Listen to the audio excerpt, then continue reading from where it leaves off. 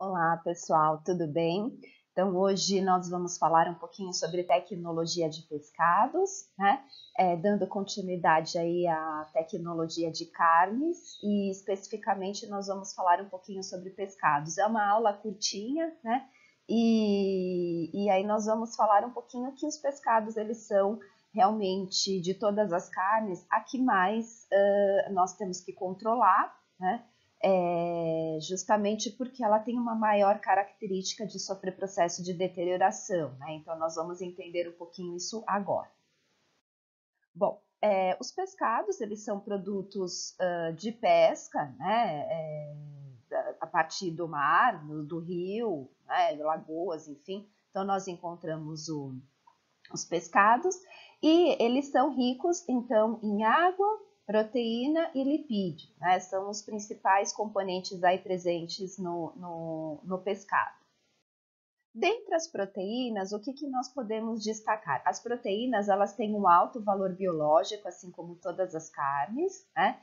Ou seja, ela contém todos os aminoácidos essenciais e nas suas quantidades aí favoráveis, né? Para que possa atender aí a necessidade do organismo. E além de tudo, essa proteína, ela tem uma facilidade de desnaturação, ou seja, ela tem uma facilidade de digestibilidade. Então, é um tipo de carne interessante para ser incluída em alguns pratos, né, principalmente para idosos, por exemplo, que têm dificuldade de digestibilidade, e o peixe é um tipo de carne que apresenta essa facilidade de digestibilidade e especificamente aí as proteínas. Bom, além disso, temos os lipídios, né? Então, os lipídios ele varia entre uma espécie e outra e até mesmo entre as próprias espécies se encontra aí uma variedade da quantidade de lipídios, né? Porque depende do ciclo biológico, depende se ele está, né, na fase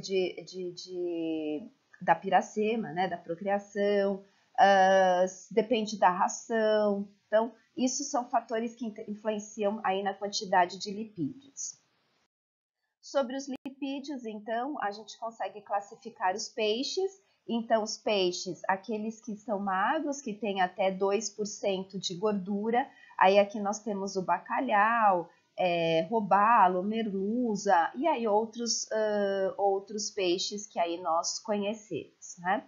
Aí nós temos os peixes que são semimagros, que tem aqueles então de 2 a 6% de gordura. Estamos falando daqueles peixes, principalmente aqueles de rio, né, bem comum no Pará, no Amazonas, então tambaqui, pirarucu, né, tucunaré, ou seja, são aqueles peixes encontrados em rios, basicamente. E aí nós temos aqueles peixes que são gordos, que até 6% de gordura ou mais, né? E aí nós temos a sardinha, o atum, o salmão.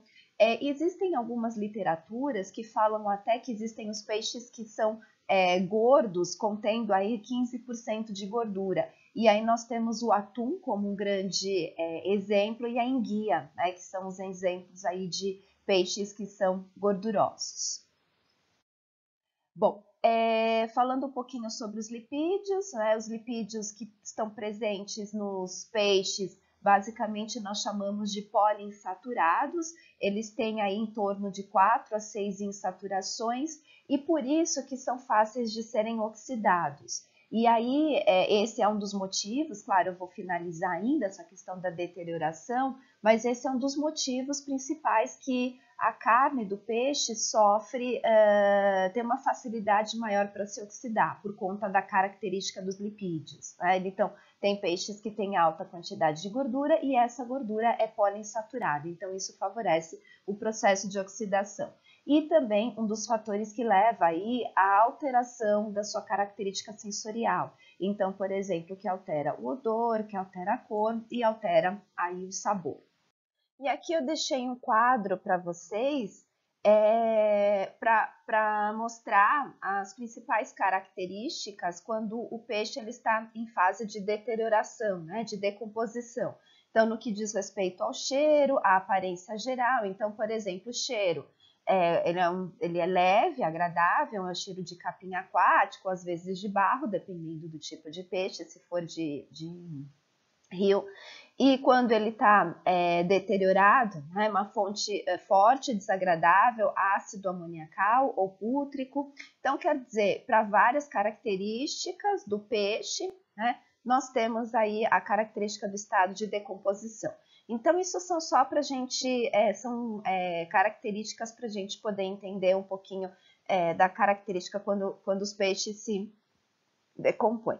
E, por fim, vamos entender então por que o peixe ele é tão fácil de se deteriorar. Primeira coisa é que o peixe ele tem um mecanismo chamado autólise. Então ele mesmo contém enzimas autolíticas e essas enzimas elas são capazes de atacar a parede do intestino e de outros órgãos, né, do próprio peixe. Então ele tem uma capacidade de se decompor. E então, quando nós vemos um peixe, né, que já ele está morto, né, na beira do rio, na beira da praia, aquele cheiro forte, ele vem principalmente por conta aí da sua autólise, né, que é as próprias enzimas que o peixe tem para poder aí promover a sua deterioração. Outra característica importante que nós devemos levar em consideração é a própria característica intrínseca. Então, a atividade de água e o próprio pH. Então, o ambiente em que o peixe vive, né? Ele vive na água. Isso favorece com que ele tenha aí uma alta atividade de água. E, além disso, um pH muito favorável para que haja o crescimento microbiano, né? Um pH próximo de 7. Então, isso são fatores que levam aí, que favorecem o crescimento bacteriano. E, além disso, como já comentado anteriormente, o tipo de ácido graxo. Então, não somente o tipo, mas eles têm uma alta quantidade de ácidos graxos poliinsaturados, que sofre processo de deterioração. Então, por isso que devem ser aplicados métodos de conservação adequados, né, para que a carne não se deteriore, tá? Então, só para vocês terem uma ideia, vocês vão aprender higiene, que o armazenamento do peixe, ele acontece no máximo em 24 horas em temperatura de 2 graus se o peixe estiver fresco. Então, quer dizer, o tempo, né, o tempo de prateleira do peixe fresco, ele é muito curto. Então, por isso da necessidade de se adotar métodos de conservação. Né? E agora, na próxima parte, nós vamos falar um pouquinho sobre esses métodos de conservação aí e qual é o melhor método para conservar os peixes, tá bom? Até daqui a pouco.